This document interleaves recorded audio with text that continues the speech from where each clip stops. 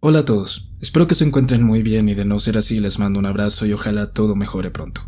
Antes de comenzar con el video les pido que me regalen únicamente 2 minutos de su tiempo. Es importante puesto que tiene que ver con el contenido del día de hoy. Como algunos ya saben, este fin de semana tengo un viaje programado por lo que no he podido trabajar de lleno en la segunda parte de la nueva saga. Por tal motivo, decidí tomar algunos de los primeros relatos que grabé en el canal, cuando recién grababa con un teléfono que siendo francos no se escuchaba muy bien que digamos, y los he readaptado para que se acoplen no solamente a la calidad actual del canal, sino también al estilo narrativo que ha cambiado bastante en los últimos 2 años y es algo de lo que me di cuenta mientras estaba haciendo este video. La gran mayoría son historias que han pasado sin pena ni gloria, que no han tenido tanta repercusión como otros relatos, y que a pesar de que son historias que ustedes puede que ya hayan escuchado, créanme que las van a sentir como nuevas. Sin embargo, debo ser sincero y admitir que también hay un motivo personal detrás de este video, y yo sé que ustedes han notado que a veces tengo periodos de una ausencia un tanto prolongada, y a raíz de esos periodos es normal que YouTube simplemente entierre el canal porque no estoy tan activo como debería serlo, y esas pequeñas ausencias tienen su razón de ser. Aunque no pienso entrar en muchos detalles porque no me gusta hablar mucho del tema, pero sí me parece importante que lo sepan. Por lo general, cuando tengo esos periodos es cuando me siento un poco desmotivado, algo deprimido. De hecho, pues tengo ya un buen rato tratando de batallar con la ansiedad, con la depresión, con todo esto. Y el motivo por el que me sincero ahorita es porque sé que muchos de ustedes también me han hecho saber que tienen ese mismo problema. Y que pues han sido mis videos los que los ayudan a sentirse un poco mejor cuando las cosas no van tan bien.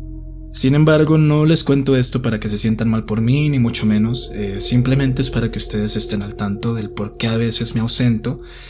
Afortunadamente las cosas ya están mucho mejor por acá, ya estoy súper motivado y precisamente quiero recuperarme un poco de ese golpe porque, y aquí es donde viene la parte importante, tengo muchos, pero muchos proyectos planeados para ustedes.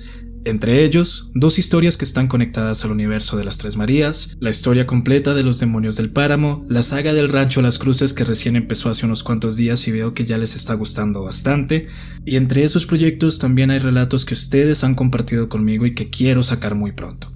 En resumidas cuentas, este video es para reposicionar un poco el canal antes de empezar con esta nueva etapa, y seamos sinceros también para ganar un poquito de tiempo en lo que saco la segunda parte del rancho Las Cruces. Pero bueno, de verdad, gracias por su paciencia, gracias por su comprensión, ya no les quito más tiempo. Estos son los relatos perdidos del canal y los dejo para que disfruten en compañía de sus seres queridos o de lo que sea que se oculte en sus casas.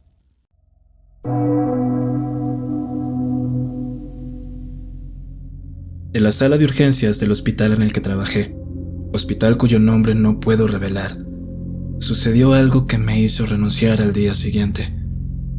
Algo que causó que todos los presentes aquella noche, todos los que lo vivieron, tuvieran que ser sometidos a una evaluación psicológica obligatoria. Esa madrugada ingresó una paciente joven, una niña que no pasaba de los 15 años. Por las cosas que decía era como si estuviera teniendo una mala reacción a algún tipo de droga psicoactiva. Pero pronto, descubriríamos que lo que esa joven tenía no era un simple mal viaje. Cuando llegó tenía el pulso acelerado, las pupilas dilatadas, sudoración excesiva, y estaba cubierta en su propio vómito. La chica no parecía tener algún padre o guardián que estuviera al cargo de ella. Tampoco teníamos manera de saber su identidad. Estaba tan fuera de sí que ni siquiera podía decirnos su nombre. Al momento de brindarle asistencia, vimos que bajo la piel de sus brazos algo se movía. Pequeños bultos que perforaron su piel desde adentro y de esas heridas comenzaron a salir lo que parecían ser sanguijuelas. La sangre que brotaba de las perforaciones y se escurría por sus brazos ni siquiera parecía sangre. Era oscura y viscosa como el alquitrán. En ningún momento la escuchamos gritar o como mínimo quejarse de algún dolor. Todo lo contrario. Parecía disfrutarlo puesto que se reía a carcajadas. Notamos que sus ojos, que hasta hace un momento eran marrones, ahora se habían teñido de un amarillo intenso como los de un gato. Cuando el rostro de esa niña empezó a morfar en algo que nunca antes habíamos visto, 2 de mis compañeras se desmayaron de la impresión. El doctor y los demás que estábamos ahí tuvimos que cubrirnos la nariz, pues el olor nauseabundo que empezó a emanar del cuerpo de esa niña era insoportable. Un hedor fétido como una mezcla de heces y mortecina, pero mucho más intenso. Y luego, la niña empezó a convulsionar. Por más que queríamos ayudarla, por más que era nuestro deber, nuestra obligación como médicos, no pudimos. El miedo que nos provocaba esa escena nos paralizó. Y cuando por fin lo intentamos, cuando intentamos contenerla, nos resultó casi imposible. Ese cuerpo tan pequeño, tan frágil y acabado, parecía poseer la fuerza de varios hombres. Ella botaba una mezcla de espuma y sangre por la boca, mientras que la tela quirúrgica de la camilla se manchaba de rojo. Y entonces un olor fuerte a amoníaco llenó el cuarto. De repente dejó de convulsionar, y ante la mirada de todos se incorporó, quedándose sentada en la camilla. Apuntó hacia la puerta y exclamó 3 veces ese nombre. Adonai. Adonai. Adonai. Luego vomitó. Y murió a los pocos segundos de exclamar esas últimas palabras. Al voltear hacia donde ella apuntaba, vimos en la puerta a un hombre alto de traje y sombrero. El único rasgo que pudimos distinguir en ese rostro negro fueron unos ojos parecidos a los de una cabra. La luz parpadeó por unos segundos y cuando se estabilizó, aquel ser ya no estaba ahí. Sobre la camilla yacía el cuerpo sin vida de esa joven, sonriendo y viendo a la puerta. Después de esa noche yo renuncié. Se nos pidió que no dijéramos nada de lo ocurrido, pero yo no pude quedarme callada. Tenía que contarle a alguien, y ya queda a criterio de quien me escuche si creerme o no. Solo hay algo que me resulta muy extraño, y al mismo tiempo aterrador. Y es el nombre que dijo la chica. Adonai. Ese es uno de los tantos nombres de Dios. Y me aterra pensar que era a ese extraño ser a quien ella se estaba refiriendo por ese nombre. Aquellas apariciones que se dan en la carretera a veces no hacen nada más que pegarte un buen susto. Todo se queda en un mal sabor de boca, en un terror momentáneo, pero por lo general no va más allá de eso. Lamentablemente, eso no fue mi caso. Yo había comprado un camión de segunda mano bastante viejo que funcionaba muy bien. Servía al menos para ganarme el pan honradamente transportando mercancía, alimentos. A veces me llamaban también para ayudar con alguna que otra mudanza. Lo que me resultara estaba bien, pues era independiente. De hecho, aún lo sigo siendo. Pero empezó a ocurrir que desde la zona de carga, la bodega, me tocaba en la cabina. Al principio lo atribuía a la mercancía que solía llevar ahí, o a los sujetadores con hebillas metálicas que a veces usaba para asegurar el cargamento. Pero lo que me hizo cambiar de parecer fue que un día, mientras venía manejando con un amigo después de un partido, ambos escuchamos una voz que vino de la bodega.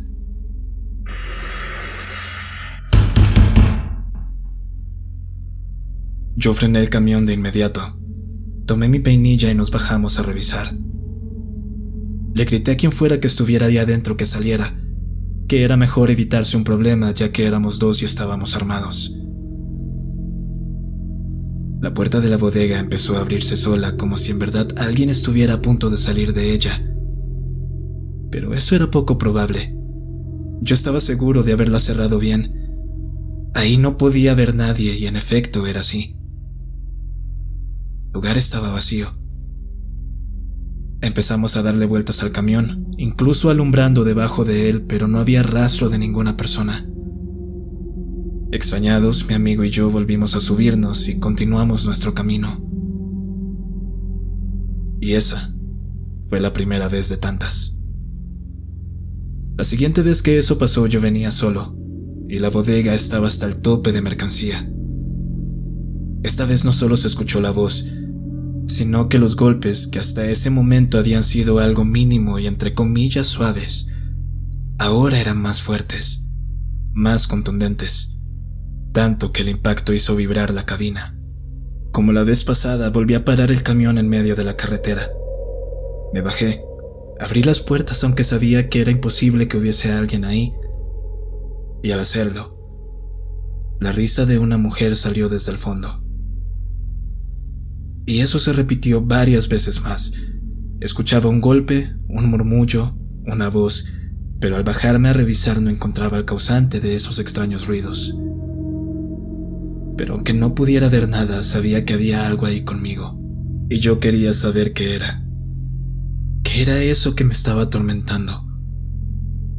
Quería tenerlo de frente y ahí aprendí por las malas que uno debe tener mucho cuidado con lo que desea.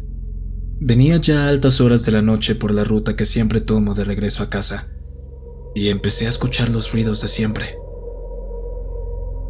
Y algo, quizás por cosas del azar, me hizo ver hacia abajo, a mis pies. Debajo de mi asiento se asomaba el rostro de una mujer, un rostro completamente desfigurado que parecía reírse de mí. En medio de mi susto grité, perdí el control y el camión terminó yéndose por un risco. Sobreviví de milagro, aunque terminé con una prótesis y una horrible cicatriz que siempre me recordarán aquella noche.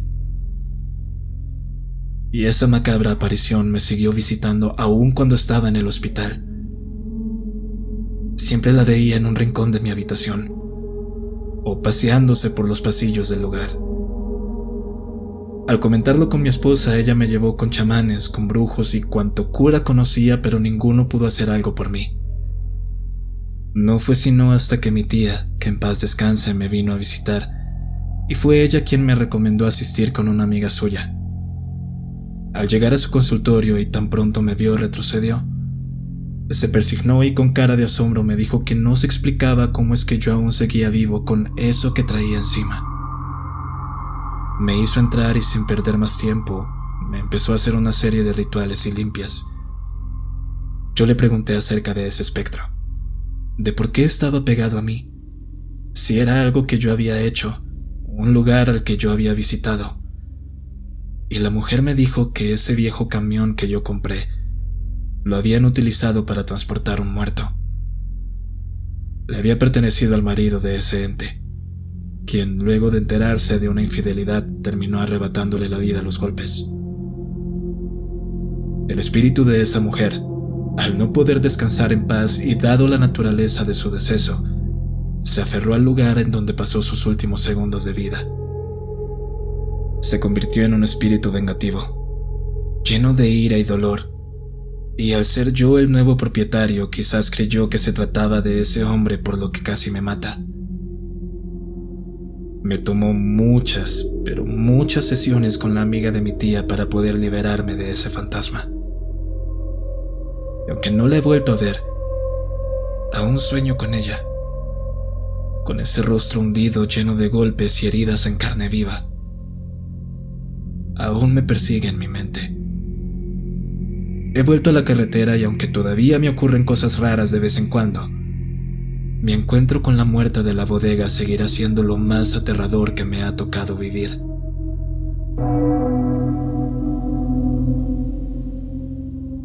La historia que están por escuchar ocurrió durante uno de mis patrullajes mientras prestaba mi servicio militar. Aquella noche se nos envió a un compañero de pelotón y a mí a realizar un patrullaje de rutina. Nada fuera de lo común, al menos no durante las primeras 2 horas. Algunas zonas de aquel lugar en el que nos habíamos asentado no contaban con varios de los recursos básicos como la electricidad y en ocasiones incluso carecían de agua potable. Debido a esto, muchas de las calles y veredas eran sumamente oscuras. No habían casi postes de luz y los que habían alumbraban muy pobremente las pocas calles en las que estaban ubicados. A pesar de ser hombres que estamos entrenados para morir, para matar y luchar, aún así no estamos exentos de sentir miedo en situaciones como esta. Aquel era un municipio rural muy chapado a la antigua, y aún contaba con un viejo pozo comunitario, el cual la gente a veces usaba por los problemas con el suministro de agua. Ya eran la 1 de la mañana cuando mi compañero y yo pasamos muy cerca de aquel pozo.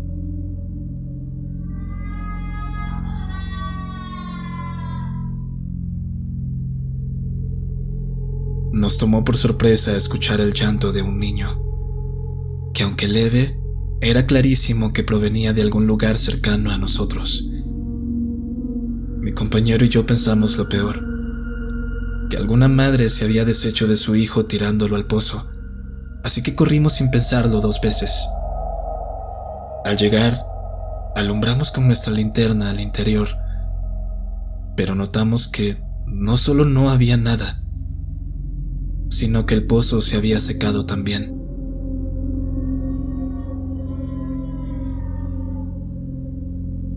Volvimos a escuchar el inconfundible sollozo de un niño, pero esta vez estaba un poco más alejado. Provenía de la loma, concretamente de una pequeña casa encima de esta. En una de las ventanas brillaba una luz algo tenue, por lo que al ver eso asumimos que quizás algún niño que vivía en esa casa se habría despertado a la medianoche como suele pasar. Así que lo ignoramos. Nos dimos la vuelta y continuamos patrullando. Después de un momento veníamos doblando una esquina y en la distancia, por aquella oscura calle alumbrada únicamente por un poste de luz, se acercaba una figura extremadamente delgada y alta, casi tan alta como aquel poste. Arrastraba los pasos moviéndose lentamente en nuestra dirección, y a medida que se acercaba, pude notar con claridad que eso tenía el rostro de un niño. Tenía la mandíbula desencajada y unos ojos rojos de los cuales brotaban pus. Cuando nos vio, eso se puso sobre sus 4 extremidades y asimismo empezó a correr hacia nosotros a una velocidad casi inhumana. Y ese maldito llanto que dejaba escapar se hacía más y más fuerte. Mi compañero y yo corrimos rápidamente al lugar que estuviera más iluminado. Fue ahí que en una de las casitas, que de hecho servía como cantina, que un señor nos abrió la puerta. Aquí, métanse rápido. Era un señor chaparrito de unos 40 o 50 años quien nos dejó entrar al negocio y nos dijo que no nos fuéramos a asomar a la ventana. Escuchamos aquel ominoso llanto alejándose por la calle, hasta la parte más oscura de esta donde se encontraba el pozo. Le preguntamos al señor qué era esa cosa que habíamos visto y entonces él nos contó acerca de una leyenda de ese municipio. La historia del demonio con cara de niño. Se creía que esta entidad demoníaca usaba el llanto para hacerse pasar por un bebé y así atraía a los más incautos a su muerte. Se comentaba que en algún momento, hace ya mucho tiempo, este ser fue un hombre que vivió en ese pueblo. Un día se enteró que el niño que su mujer había traído al mundo en realidad no era suyo, y en un arranque de ira decidió ahogarlo tirándolo al pozo. Como castigo, el día que murió, su alma fue condenada a rondar el pueblo cargando el rostro del niño que mató. Y desde entonces, cada vez que la gente de ese pueblo escucha un llanto atravesando esas oscuras calles, corren a esconderse. Obviamente no reportamos nada de lo sucedido. Nos hubiesen tildado de locos de haberlo hecho. Pero sabemos por boca de nuestros compañeros que no fuimos los únicos en ver esa cosa. Demonio o alma errante. La verdad no me interesa saberlo. No quería quedarme un segundo más en ese lugar para averiguarlo.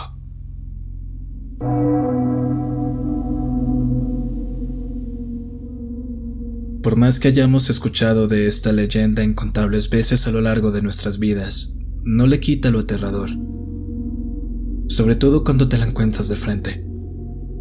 Cuando eres tú quien tiene que experimentarlo en carne propia. Cuando era niño, mamá me contaba muchas historias acerca de ella, de cómo sus lamentos podrían hacer que el hombre más valiente se paralizara de miedo. Al crecer, empecé a tomar todos aquellos cuentos como lo que eran, historias que se cuentan alrededor de una fogata, a la luz de una vela, con el único propósito de asustar o entretener. Y por lo tanto no era algo a lo que debía temerle, ¿verdad? No voy a indagar en su origen, puesto que asumo que ya todos saben de quién estoy hablando. Todos la conocen, y su historia puede variar dependiendo del país o la región. Y yo tuve un encuentro con ella. Definitivamente es un día que nunca voy a olvidar. Un día fuimos a acampar con un grupo de amigos. Soy de una región costera, nací y crecí aquí, y para nosotros, como no tenemos bosques frondosos, es común acampar en las playas. Y a pesar de que esta era algo apartada, aún así nos encontrábamos cerca de la civilización, pues habían varias casitas que adornaban los barrancos que rondaban la playa. A eso de la medianoche se nos acabó el alcohol y decidimos que un grupo de nosotros iría por más, mientras que el resto se quedaría en la playa cuidando las cosas. Cuando salimos a la carretera empezamos a bromear entre nosotros. Decíamos que en cualquier momento se nos iba a aparecer algo, que algo saldría de entre la oscuridad, no sé, el diablo, algún espectro o algún fantasma. Luego nos dimos cuenta de que José, quien usualmente era el más bromista de nosotros, esta vez estaba muy callado. Oye, José, ¿qué te pasa? ¿Ya se te acabó la gasolina? Tranquilo, ya vamos por más. Y José, tragando en seco y con un tono muy serio poco característico de él, dijo: Oigan, ¿ustedes no escuchan eso?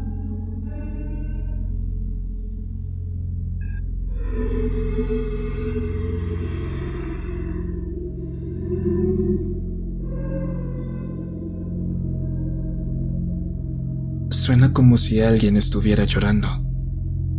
Se oye cerca. Ya, hombre, no te andes sugestionando por lo que estamos diciendo. Seguro que no es nada, le dije yo, a pesar de que yo también la escuché.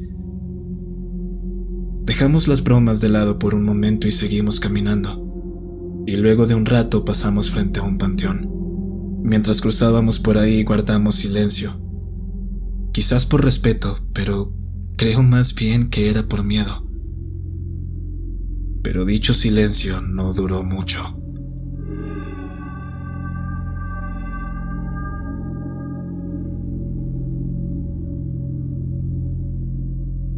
¿Lo oyen, verdad? Sí, pero se escucha muy lejos. Deberíamos ver, ¿no? ¿Quién quita que sea alguien que de pronto necesite ayuda? Antes de que José pudiera detenernos, aceleramos el paso en dirección a la calle de donde creíamos que venía aquel sollozo. Y en ese preciso momento también escuchamos unas pisadas fuertes que se acercaban a gran velocidad, como si alguien viniera corriendo hacia nosotros. Nos helamos por un momento, listos para correr de regreso, cuando un viejito que se notaba que estaba borracho por la botella que traía en su mano, dobló la esquina del panteón. Nos pasó de largo y empezamos a reírnos con nervios por el susto que nos había dado. Pero aquel tipo dejó de correr deteniéndose en la otra esquina. Tomó aire y agitaba con la mano hacia nosotros diciéndonos que corriéramos también. ¡Ahí viene! ¡Ahí viene! ¿Ahí viene quién? José me tocó el hombro y señaló hacia la esquina de donde aquel hombre había salido. Sobre los muros que medían más de 2 metros, sobresalía una cabeza con unos cuantos mechones de cabello dejando ver parte de su cuero cabelludo. Aunque era una noche oscura, se notaba claramente que eso que venía hacia nosotros se estaba pudriendo. Una mano raquítica y pálida empezó a hacerse visible, y luego el resto de ella. Flotando a medio metro sobre el suelo, en la esquina de aquel viejo panteón, había una mujer vestida con harapos. Una imagen fantasmal y putrefacta que al voltear su cabeza hacia nosotros nos hizo correr despavoridos hasta alcanzar a aquel señor borracho, quien se había sentado en una acera mucho más adelante a llorar. José no podía pronunciar una sola palabra por el susto y Mario estaba histérico agarrándose la cabeza.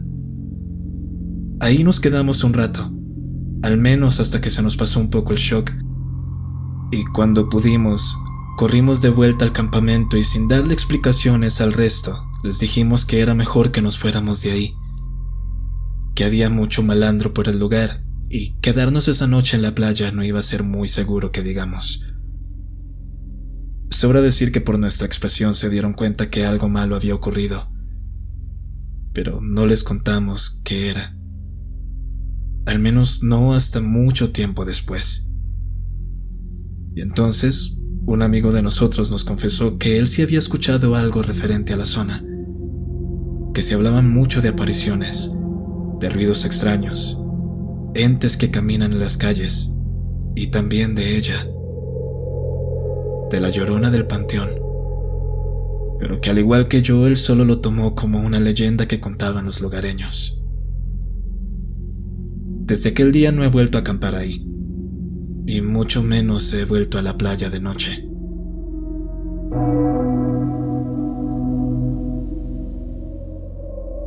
Esto sucedió cuando yo todavía era una niña de 8 años. Era a principios de los 70, y por aquel entonces mis abuelos tenían un ranchito, el cual por motivos de privacidad no puedo darles la ubicación. Mis padres solían llevarnos a mi hermano y a mí de vacaciones a aquel rancho, que a pesar de lo humilde era muy agradable estar ahí. En ese mismo lote, mis tíos habían construido una pequeña casa de 2 pisos ante la decisión de mis abuelos de no querer abandonar su tierra. Mi tío Joaquín, el mayor, fue el que decidió mudarse ahí con su esposa y sus hijos para cuidar de los abuelos. Cuando mi hermano y yo íbamos de visita, nos gustaba quedarnos en la casa de mi tío para así poder jugar con nuestros primos, mientras que mis padres se quedaban en el rancho con los abuelos. Recuerdo que ese día que llegamos, mis tíos estaban teniendo una pequeña discusión. No estaban peleando ni mucho menos, pero sí logré escucharlos conversar en la cocina acerca de que si era buena idea que mi hermano y yo pasáramos la noche ahí. Mi tío Joaquín se notaba algo extraño, reacio a la idea de tenernos en la casa, pero su esposa, mi tía, trataba de calmarlo diciéndole que estaría bien, que no había nada de qué preocuparse. Mi tío me vio parada en la puerta y me sonrió. Acarició mi cabello y luego se marchó. Esa misma tarde, mi hermano, mis primos y yo jugábamos tranquilamente, hasta que David, nuestro primo y el más pequeño de todos nosotros, dijo: ¿Saben? Tengo una nueva amiga. David, cállate, le ordenó su hermano. Ya sabes que a papá no le gusta que hables de ella. ¿De quién?, le pregunté yo. De la mujer que nos visita en la noche. Bueno, de la que según David nos visita en la noche. La verdad es que nunca la he visto, y papá y mamá tampoco. Pero desde que David le comentó acerca de ella, papá quiere mudarse. Dice que no le gusta estar en el rancho. ¿Por qué?, volví a preguntar. Porque le tiene miedo. En eso mi tía entró al cuarto y nos dijo a todos que ya era hora de irnos a la cama, a lo que nosotros obedecimos. Esa vez me desperté a la medianoche para ir al baño cuando noté que la luz del primer piso estaba encendida. Mi tío estaba sentado en el sillón de la sala con su escopeta en la mano mientras fumaba un cigarrillo. Y al verme parada en las escaleras me preguntó qué hacía despierta a esa hora. Le dije que había ido al baño y que al ver la luz bajé. Entonces se acercó a mí y cargándome me dijo: «Bueno, princesa, ya. Ya fuiste al baño, así que ya es hora de volver a la cama. Órale». Cuando llegamos nuevamente al segundo piso escuchamos risitas. Era la inconfundible risa del pequeño David, quien estaba frente a su ventana aparentemente conversando con alguien. Junto a su voz, Como un ruido de fondo se escuchaba un quejido muy leve entremezclado con gruñidos.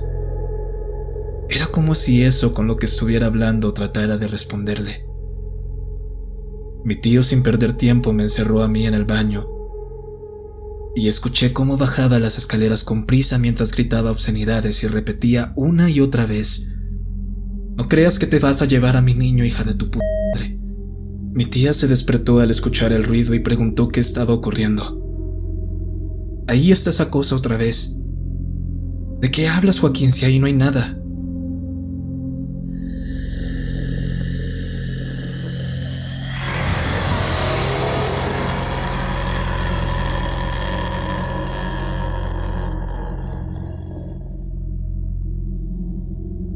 Al decir esas palabras, ese gruñido leve que antes habíamos escuchado mi tío y yo, de repente se intensificó.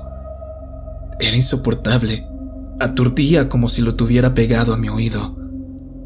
Yo empecé a gritar del miedo y pronto no era yo la única. Toda la casa se sumergió en gritos de terror. No sé cómo logré abrir la puerta del baño, y al salir vi la cara de horror de mi tía, quien me gritaba que no fuera a pasar hacia allá, que me quedara en el pasillo donde estaba. Pero yo ya estaba a unos cuantos pasos del cuarto. Vi a mi tío de rodillas cubriendo a David con sus brazos, aferrándose a él con fuerza, y frente a la ventana abierta estaba ella, una mujer de un vestido sucio, con pelo enmarañado y la piel de un color oscuro casi negro. La expresión en su rostro era demoníaca. A pesar de que no tenía ojos, solo dos cuencas vacías repletas de gusano de las cuales brotaba un líquido negro. Sangre, tal vez. De repente esa cosa entró en la habitación como una ráfaga de viento. Un viento enfurecido que dio toda la vuelta rondando a mi tío Joaquín y a David antes de salir nuevamente por la ventana. Tan pronto como eso se fue y mi tío se recompuso, corrió a buscar a mi hermano y a mi otro primo. Mi tía me cargó a mí, y todos comenzaron a bajar mientras que mi tío Joaquín le reclamaba a su esposa por no haberle creído desde un principio. Nos metimos a la camioneta de mi tío y aunque el rancho estaba solo unos 100 metros, condujimos hacia allá. Cuando llegamos, las luces estaban encendidas. Mis abuelos y mis padres se encontraban conversando en la sala. Al contarles lo que acababa de pasar, mi papá insistió en que nos fuéramos en ese mismo instante, pero mi abuelo les dijo que era mejor esperar a que amaneciera. No era seguro. No si esa cosa seguía allá afuera, y tenían razón. Toda la familia se acomodó en la sala del rancho, y por lo que quedó de la madrugada escuchamos cómo tocaban nuestra ventana. Cómo eso arrastraba los pies mientras caminaba en la parte de afuera. Y aquel lamento de ultratumba no nos dejó dormir. Al salir el primer rayo de sol, mis padres nos subieron al auto, a mi hermano y a mí, y nos fuimos a casa. Y mis tíos y mis primos también vinieron con nosotros. Pero una semana después tuvieron que regresar al rancho puesto que la abuela había enfermado. Y al poco tiempo de su regreso, nosotros recibimos una llamada. Mis tíos habían despertado aquel día y notaron que la puerta de la casa estaba abierta. Fueron a revisar el cuarto de los niños y el pequeño David ya no estaba en su cama. Se organizó una búsqueda con la gente de los ranchos vecinos, pero no lograron tener éxito. No hasta varios días después, cuando por fin hallaron su cuerpo. Estaba tendido boca abajo en una quebrada. Al parecer se había ahogado. Mis tíos abandonaron su casa, completamente destruidos y con justa razón. Nunca más supimos de ellos. Fue mi padre quien después se encargó de los abuelos hasta el día de su muerte y a nosotros no nos volvió a llevar al rancho. Esta es mi historia con este ser. No sé si era la Llorona como tal o algún espectro parecido, pero solo sé que ese día nunca lo voy a olvidar. Mucho menos ese macabro lamento.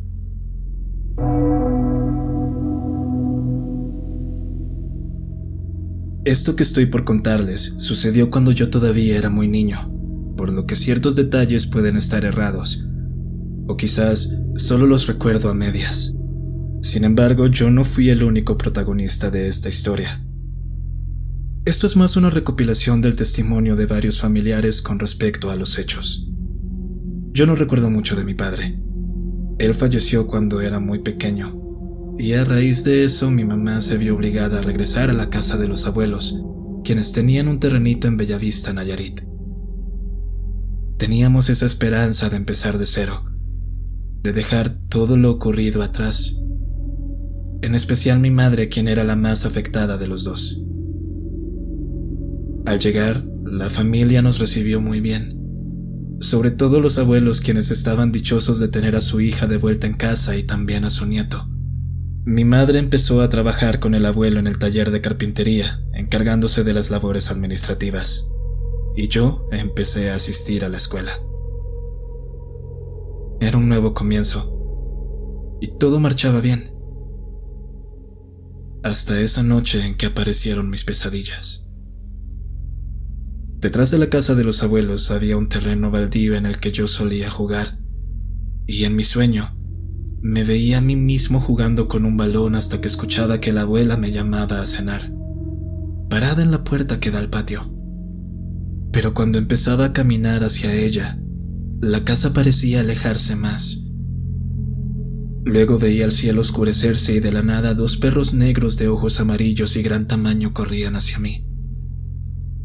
Estos me perseguían.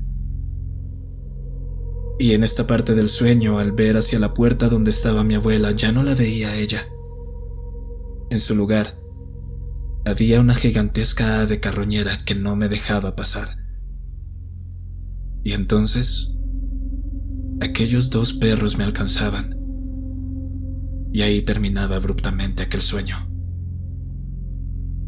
Me despertaba llorando y pidiendo a mi mamá a los gritos. Y esa pesadilla se volvió cada vez más recurrente. Mamá me abrazaba y me decía que nada de eso era real, que solo lo había soñado y que esas cosas no podrían hacerme daño. Pero aún así se notaba cierta angustia en sus ojos. Y aquella angustia solo aumentó una vez que al despertarme de esa misma pesadilla, vio que tenía un rasguño en la pierna, como si recién me lo hubiese hecho. Ya quedaba claro que eso no era un simple mal sueño, y lo terminamos de confirmar la noche que una de esas criaturas vino a visitarnos. Esta parte no la recuerdo bien, fueron mi madre y mi abuela quienes me la contaron años más tarde. Acontece que un día me desperté. Bajé las escaleras al primer piso e intentaba abrir la puerta que da a la calle. Los perros del vecindario no dejaban de ladrar. Estaban muy alterados y aullando como locos.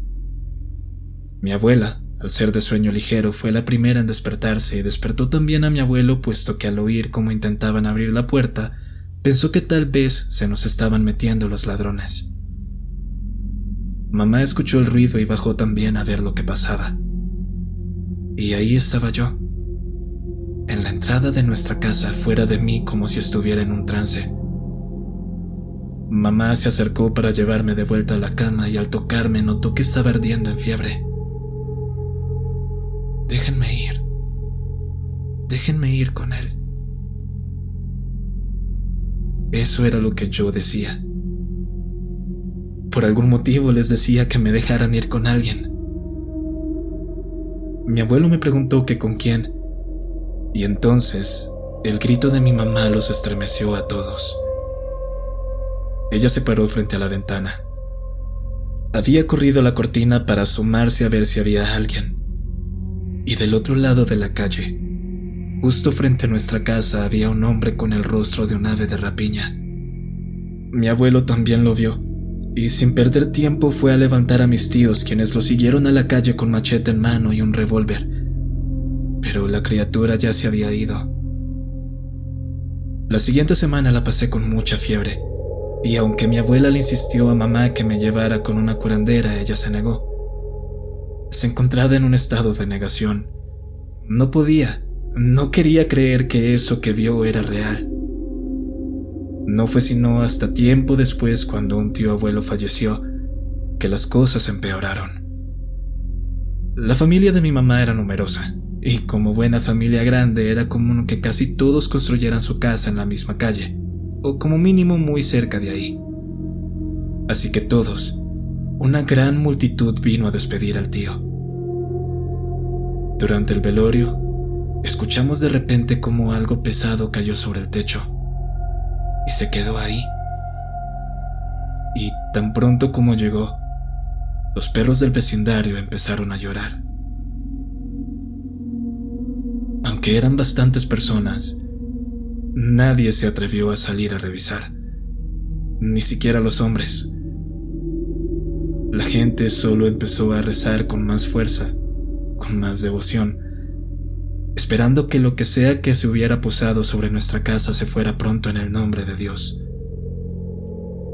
Cuando estábamos en el panteón enterrando al tío, vi a mi abuela y a mi mamá conversando con una de nuestras tías. Las tres no dejaban de mirarme con preocupación. Esa misma noche, después del entierro, tuvimos otros visitantes. Como muchas de las casas de antes, la de mis abuelos tenía la letrina en el patio trasero, a unos cuantos metros de la casa. Fue mi madre la que se despertó esa vez para ir al baño. Y cuando iba acercándose a la caseta, escuchó un gruñido que venía de atrás de la misma. Ella dio un paso hacia atrás, y de entre la oscuridad, dos figuras empezaron a salir. Dos perros enormes de ojos brillantes que, al irse acercando a mi madre, empezaron a erguirse sobre sus patas traseras. Mamá empezó a correr hasta la casa y cuando estaba por entrar, un ave negra se le fue encima y comenzó a picotearla. Los gritos de mamá despertaron al abuelo y mis tíos, y mi abuelo, al salir y ver la escena, tomó el machete que guardaba tras la puerta y le propinó un golpe en el ala de aquel animal. Aunque logró herirlo, no fue suficiente como para evitar que alzara vuelo y huyera. Mientras tanto, las otras dos criaturas con forma de perro seguían ahí en la oscuridad, a una distancia prudente, sin moverse, como retándolos a que fueran por ellos. Pero a los pocos segundos se dieron la vuelta y se perdieron en la noche.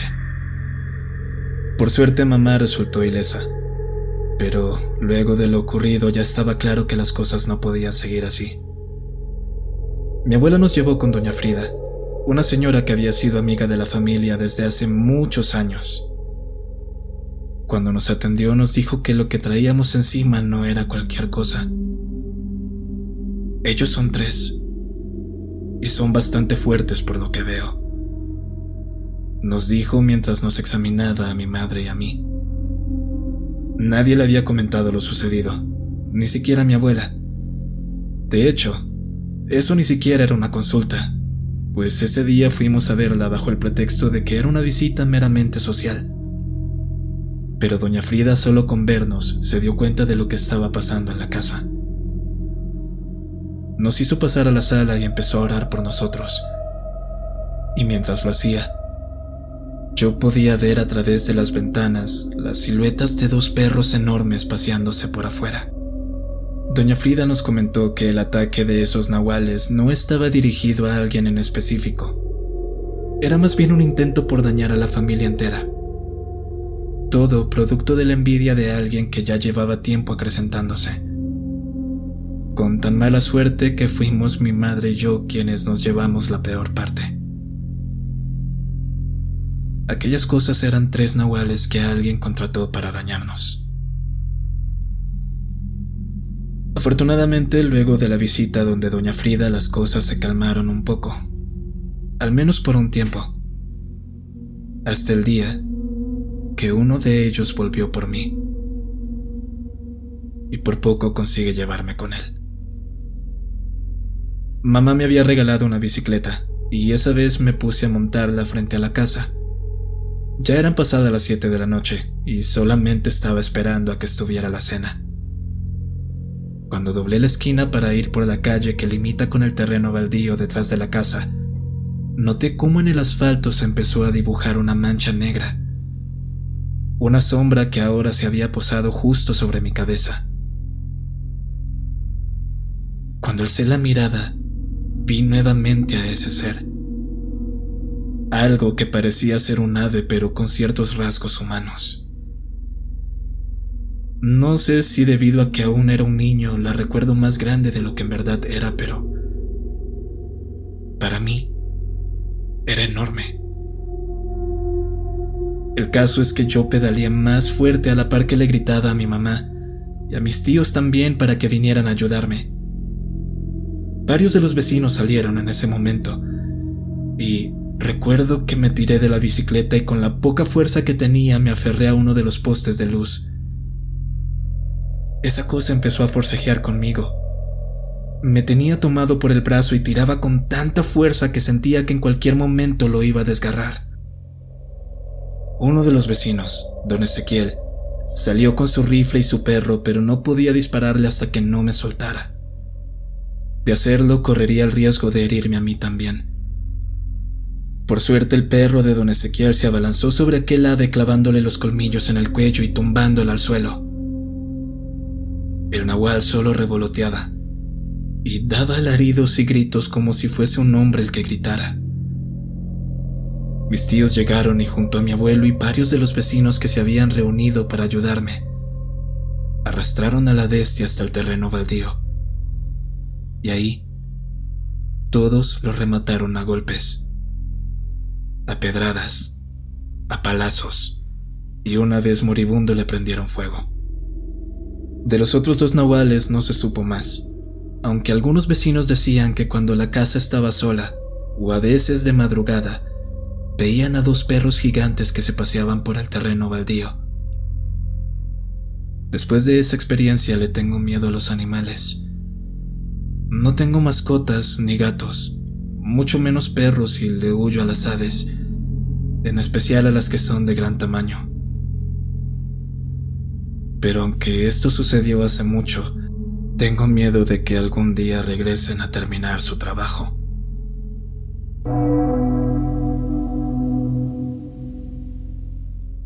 En un lugar lejos del área metropolitana, durante la época de la Guerra Civil se construyó un convento, ubicado en un punto central en el Carmen, un pequeño poblado entre los pueblos de San José y El Socorro. Aquel convento fue bautizado con el nombre de Santa Teresa, y ahí eran enviadas las jovencitas de los pueblos de esa zona para dedicarse de lleno al servicio de Dios. O al menos, eso era lo que se creía. Sobra decir que la presencia de los hombres en ese edificio no era bien vista, pero yo fui la excepción a la regla. A mis 16 años ya era el hombre de la casa. Mi padre había muerto, y yo me tuve que encargar de mi madre, que estaba enferma, y de mis hermanos. Para poder ayudar con los gastos de la casa, trabajaba en lo que me resultara por ahí. A veces incluso ayudaba en la parroquia del pueblo, y fue en ese lugar que gracias al padre conseguí un trabajo en el convento Santa Teresa. La madre superiora estaba de acuerdo que ayudara en el jardín, a cambio de comida para llevarle a mi madre y mis hermanos. Así comenzó mi labor en ese lugar. Un día, mientras me dedicaba a las tareas diarias, escuché risas que provenían de la capilla. Pensé que se trataba de alguna de las novicias, pero igual fui a revisar que no se hubiese metido alguien. El viento se encargó de empujar las puertas de la capilla hasta abrirlas por completo, pero en su interior no parecía haber nadie. Caminé hasta el edificio acercándome con cuidado, pero tan pronto me acerqué a la entrada, las puertas se cerraron de un azotón. Desde fuera escuchaba cómo corrían los bancos. Se oían pasos que iban de un lado a otro, pisadas fuertes que dejaban un eco tras de sí, y esas risas de hace un momento ahora se escuchaban más fuerte. La voz de la Madre Superiora, quien me llamó en ese instante, fue lo que me hizo espabilar. El ruido en la capilla había cesado. La madre me dijo que podía irme temprano, que al parecer venía una tormenta y que regresarme tarde a casa sería peligroso. Toma, llévale esto a tu madre y los niños, me dijo pasándome una canasta con frutas y amablemente se despidió. Tomé la comida, mis herramientas, el pico y el asadón y empecé a caminar de vuelta al pueblo. Tan pronto como salí del convento, el cielo se puso oscuro y las primeras gotas de lluvia empezaron a caer. Con pasos acelerados me dirigí a casa. Iba un tanto distraído, pero luego algo captó mi atención. Una inquietud empezó a invadirme, una sensación de miedo. Mi vista se dirigió a los arbustos que habían a un costado del camino, y mis ojos se cruzaron con una cabra de ojos ámbar que me observaba, como una bestia que acecha a su presa. Puedo jurar que en ese momento, en ese microsegundo que mis ojos se encontraron con los suyos, aquel animal me sonrió. ¿Estás perdido, niño?, dijo de repente una voz que parecía venir de aquel animal. Dejé caer las herramientas. Quise correr, pero mis piernas no respondían. Y la cabra solo seguía sonriendo y viéndome. Y luego noté que detrás de los árboles empezaron a salir varias figuras femeninas, todas desnudas, de largas cabelleras que casi rozaban el suelo. El relincho de un caballo se escuchó a lo lejos, seguido del galope. Pensando que alguien se acercaba, tomé las herramientas y empecé a correr con todas mis fuerzas en esa dirección. Por el sendero venía bajando don Hernán, un comerciante del Carmen que a veces iba a los otros municipios por mercancía. Estaba regresando al pueblo. Al verme correr hacia él, me preguntó que por qué estaba tan agitado. Le dije que había visto al mismo diablo y a varias mujeres desnudas danzando a su alrededor. Don Hernán se echó la bendición al escuchar aquello. Tomó las riendas con fuerza y cabalgó tan rápido como pudo para sacarnos de ahí. Al entrar al Carmen nos dirigimos directamente hasta la iglesia para contarle al párroco de lo que había pasado. Alarmado, el cura nos dijo que tratáramos de mantener la calma, que me dedicara a rezar mucho y que mientras tuviera fe nada malo me pasaría. Nada malo tocaría a mi puerta. Pero esa noche la tormenta la acompañaron unos pasos en nuestro techo, y el viento traía consigo un sinfín de risas maliciosas que recorrieron las calles del pueblo. Aquella noche en todas las casas del Carmen, las lámparas permanecieron encendidas. Nadie, absolutamente nadie pudo dormir. Antes de que saliera el sol yo ya estaba despierto y listo para salir rumbo al convento a trabajar, cuando noté que la canasta de frutas que me había regalado la madre estaba llena de gusanos y larvas. En solo unas cuantas horas se había echado a perder. Esa fue la primera señal de que aquel día no iba a ser nada bueno. Al llegar al convento, el jardín estaba destrozado. Las flores y las plantas regadas por todo el lugar que con la fuerte lluvia se había transformado en un pantano. Vi que las puertas de la capilla otra vez estaban abiertas. Empecé a caminar hasta ahí, despacio, y al asomarme un poco vi que a diferencia del día anterior, esta vez no se encontraba vacía. A un lado del altar vi una cabeza con cuernos y unos ojos amarillentos que ya me eran familiares. Y antes de que pudiera ver más, la mano de la madre se posó en mi hombro, agarrándolo con firmeza y haciéndome saltar del susto en el proceso. Al voltear escuché las puertas de la capilla cerrándose detrás de mí. En su rostro se dibujaba esa sonrisa, la misma que solía mostrarme en ocasiones, aunque la expresión en sus ojos contrastaba bastante con esta. Me dijo que por el momento ya no habría nada más que hacer. Tendría que esperar a que el jardín se secara para poder trabajar la tierra nuevamente. Me despachó no sin antes regalarme otra canasta de frutas.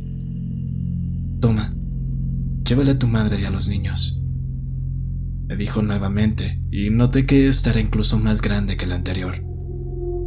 Yo la tomé y dándole las gracias empecé a caminar hacia la salida, mientras que ella se quedó ahí, frente a la capilla, viendo cómo me alejaba. Debido a que aún era muy temprano, no me preocupé tanto por el regreso. Ya ni siquiera pensaba en el susto del día anterior. Pero cuando llegué a casa me encontré con una escena grotesca. Vi a mi hermano más pequeño comiendo de aquel cesto de frutas podridas que yo estaba seguro de haber tirado antes de salir de casa.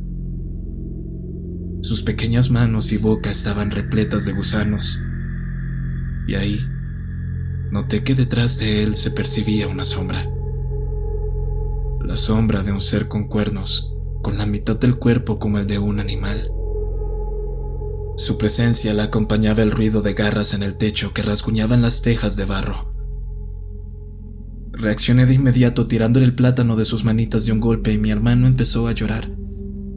Y entonces mamá salió a ver qué ocurría. Al verme me preguntó con asco y cierta preocupación que qué estaba haciendo con esa porquería, refiriéndose a la canasta que yo tenía en mis manos.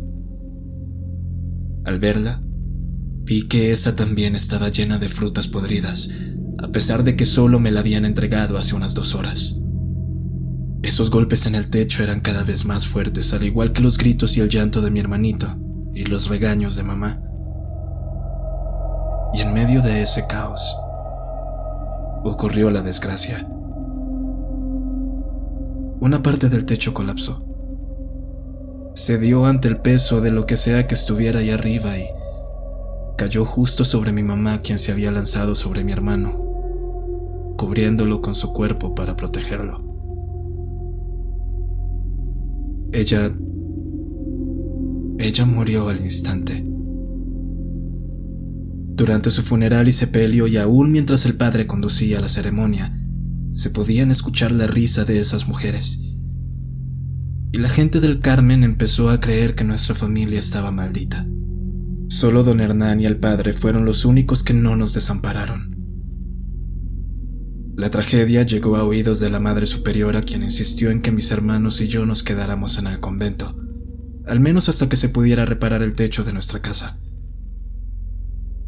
Las monjas del lugar fueron muy hospitalarias durante los primeros días, y yo volví a mis labores habituales. Me despertaba temprano a trabajar y no me entraba sino hasta muy tarde en la noche. Hacía todo lo posible para terminar agotado, con la esperanza de que el cansancio me impidiera pensar en todo lo que estaba ocurriendo. Una de las tantas noches que no podía dormir me levanté a la cocina por algo de comer. Me llevé una desagradable sorpresa al ver que el sitio parecía un matadero. Apestaba también como uno. Habían moscas y suciedad por todas partes, y entonces escuché el bullicio afuera. Voces y gemidos que provenían de la capilla, aunque ya era de madrugada. Salí al jardín y me fui acercando despacio. Había una pequeña apertura en la puerta por la cual me colé, y lo que vi después fue algo tan asqueroso como aterrador. Sobre el altar del fondo se encontraba la Madre Superiora, rodeada por otras monjas y novicias, y algunos de esos rostros los reconocí, puesto que eran los mismos que hace un tiempo había visto en el monte bailando alrededor de esa cabra. Todas estaban desnudas, mientras que la madre era penetrada por ese animal. En medio de esa orgía satánica, entre ellas se pasaban un cáliz del cual bebían algo que parecía ser la sangre de un animal, de algún ave, a juzgar por la cantidad de plumas que habían en el piso de la capilla. La madre fijó su mirada en mí mientras lamía sus labios y reía. Y al ver la macabra escena, corrí de vuelta por mis hermanos. Los desperté a todos y así, a mitad de la noche, corrimos de vuelta al Carmen sin detenernos un solo momento. Llegamos con el padre, quien en un principio no creyó nuestra historia. Incluso nos trató de blasfemos. Pero con los días, sucedió que la gente del pueblo empezó a enfermar. Y sumado a esto, muchos niños también desaparecieron. Solo entonces surgieron las preocupaciones y las preguntas. Se hablaban de brujas y demonios, pero nadie se atrevía a indagar más. Un día, don Hernán tuvo que ir a llevar un encargo del padre a aquel convento y nunca más regresó. Él era un hombre de familia que bajo ninguna circunstancia abandonaría a sus hijos y a su esposa, y temiendo que algo le hubiese pasado en el camino, se inició una búsqueda.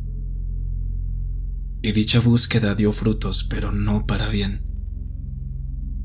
Luego de varios días dieron con su cuerpo. Lo habían crucificado en lo más alto de un árbol. Este estaba desnudo, cubierto de heridas y sin sus genitales. El pueblo entero estalló en ira y armados con herramientas y machetes marcharon rumbo al convento a cuestionar a la Madre Superiora y las monjas. Pero al llegar, se encontraron únicamente con un edificio vacío. No como si hubiesen huido, sino como si nunca hubiese sido habitado. Los muros estaban cayéndose a pedazos. La maleza parecía tragarse una buena parte de la edificación y tampoco tenía ventanas ni puertas. Era un sitio en completo estado de abandono. Lo único que parecía estar intacto al paso del tiempo y el deterioro era la capilla. Estaba abierta, y aquel altar manchado de sangre expuesto a la vista de todos. Enfurecidos y gobernados por el miedo, la gente del pueblo prendió fuego al convento. Al hacerlo, escucharon gritos provenientes del monte que rodeaba el lugar. Desde adentro, varios ojos parecían observarnos. Veíamos siluetas corriendo en el interior, aunque aquel edificio estuviera cubierto en llamas y aunque supiéramos bien que ahí no había nadie. Cuando los gritos se convirtieron en carcajadas, todos los presentes retrocedieron. Corrimos de vuelta al pueblo y desde ahí terminamos de ver a ese convento consumirse, reducirse a cenizas. Años después, lo poco que quedó del convento fue demolido y en ese terreno se construyó un colegio católico. Colegio al cual, debo añadir, asistieron mis hermanos. Y un día que pasé por ellos, vi un ser con cuernos que nos observaba desde una de las ventanas, la más alejada de todas. Y atrás de él, una imagen demoníaca de la Madre Superiora. En el Carmen aún se habla de las brujas del convento Santa Teresa. Aún se siguen perdiendo niños. Aún aparece gente muerta en el monte. Lo que me hace creer que esas cosas no se han ido de ahí. Y quizás nunca se irán. Y lo peor es que cada vez están más cerca de mi familia. Pues mi hermano, el menor, dice que una cabra ha empezado a posarse en su ventana en las noches y que aquel animal le habla. Aquel animal le dice que ha venido a llevarlo con nuestra madre. Si has llegado hasta aquí, muchísimas gracias por acompañarme. Sin más que añadir, los dejo en compañía de la noche y de todo lo que en ella se oculta. Mi nombre es Nictoria, y que la noche los bendiga.